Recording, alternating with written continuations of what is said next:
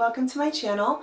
For today's video, I'm going to be sharing a woodworking project where I'll be making a side table to go next to the sofa here. For the design of the table, I was inspired by one that I saw on the Anthropology website that was round and had these wood slat legs going around it.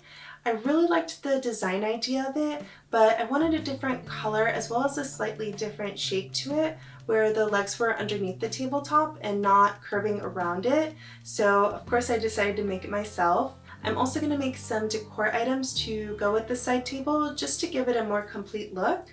Stay tuned to the end for that, and without further ado, let's get started. Here I've got my wood boards that I'm going to cut into 2 3/4 by 22-inch pieces. And I got these manufactured shelves because they're already nice and smooth and even. I don't have to worry about any warping or things like that. Especially with this project where I'm going to be cutting out 16 pieces, I want things to be very even so that the top and bottom don't go on crooked or wonky or anything like that. So it makes it a lot easier to start with something that's already smooth and even. The cost is about the same as buying regular wood pieces. These happen to be stain grade level, but if you're just going to paint it, then get the paint grade level and you'll actually save some money. First, I'm marking my wood boards to cut the 16 wood slats. The 2 wood boards are each 12 by 48 inches long, and I clamp them together to cut them all at once so that it's easier to keep them even, and it also saves time.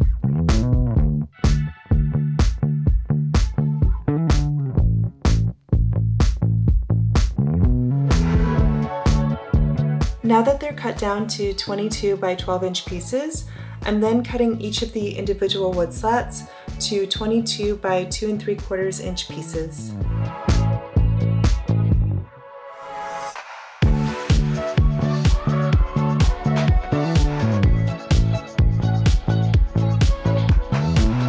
I'm using dowels and wood glue to assemble, so I cobbled together this jig with the dowel hole guide to drill the pairs of holes evenly. The wood piece it's clamped to has 2 pre-drilled holes lined up to be centered on the board when you shimmy it into the inner corner. This way each board is going to have an even set of dowel holes. I just clamp it in, drill the first hole, flip it,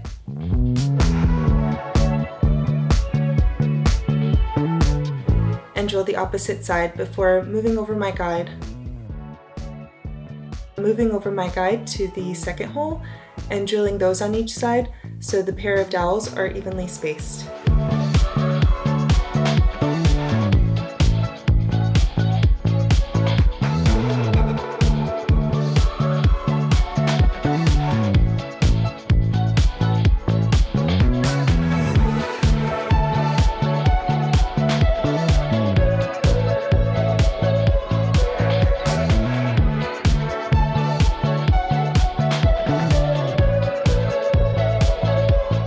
For the top and bottom pieces, I drew a stencil to evenly space out the wood boards and taped it down. I'm using the same pre-drilled wood piece to keep the dowel holes aligned with the ends of the boards.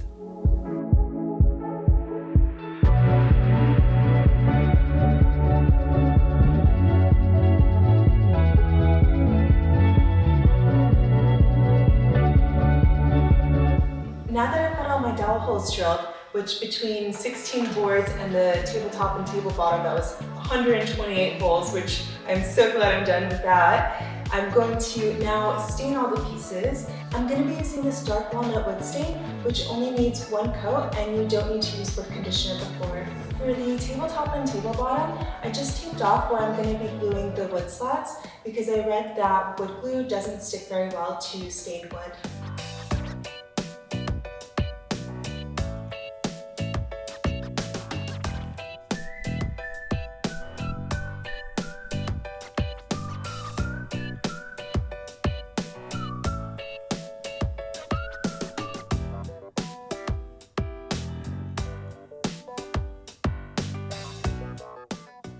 For the round boards, I'm just staining the inside and sides.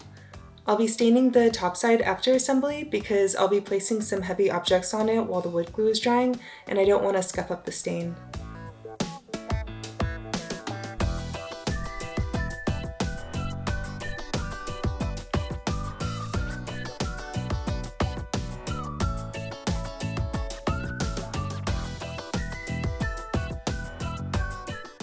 With the wood pieces now dry, I'm putting it together with wood glue and dowels.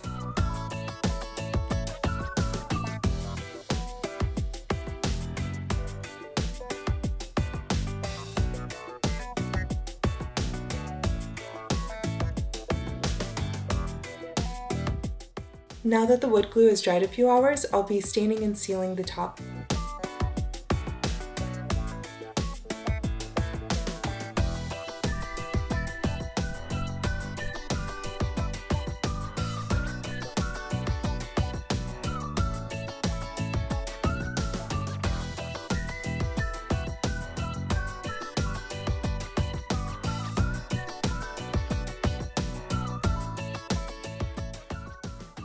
Now I'll be making some decor items for my new side table, and I've got these things from around the house that I'll be upcycling.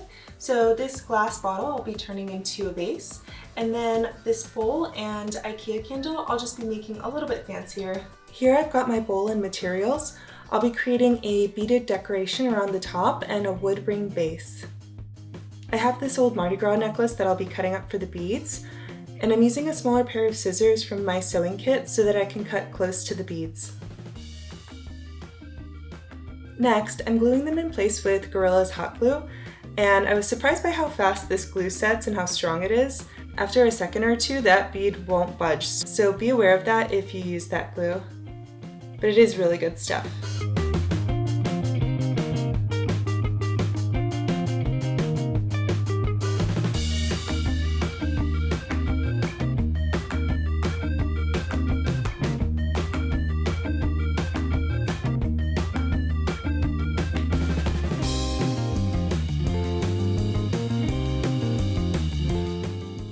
Now I'm just sticking on the wood rings in a stack and letting this set for a few minutes before priming it.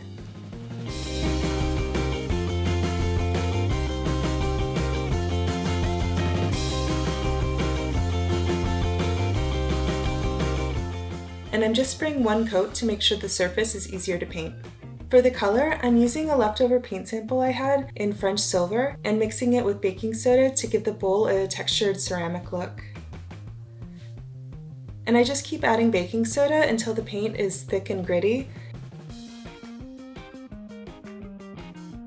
I'm spreading it on somewhat thick and getting it into the crevices of the beads and the wood rings to smooth out any gaps. And then I paint the inside. Next up is my vase, which I'm also priming.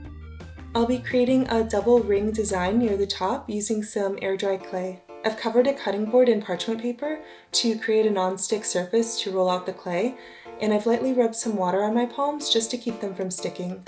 To stick the clay to the vase, I'm using some Mod Podge, and I'm just brushing it on the area where I'll be sticking the clay. Next, I wrap the clay around and press it together.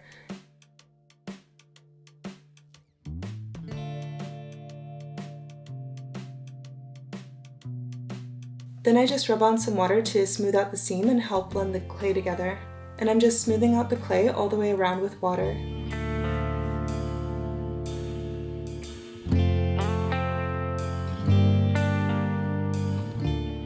Next, I roll out a second piece of clay and attach that in the same way, evening it out all the way around.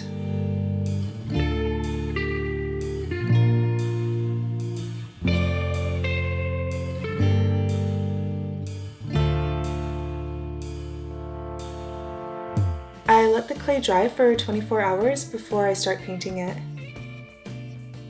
Having this thicker, grittier paint is great to fill in the crevices between the clay and the bottle to smooth out that finish. And I'm using the same paint for all three of the pieces.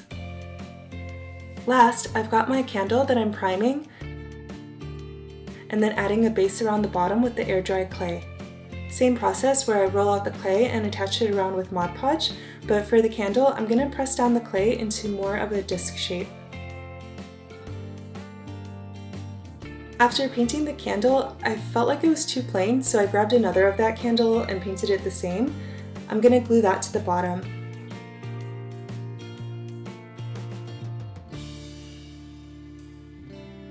And I'm liking that shape a lot better.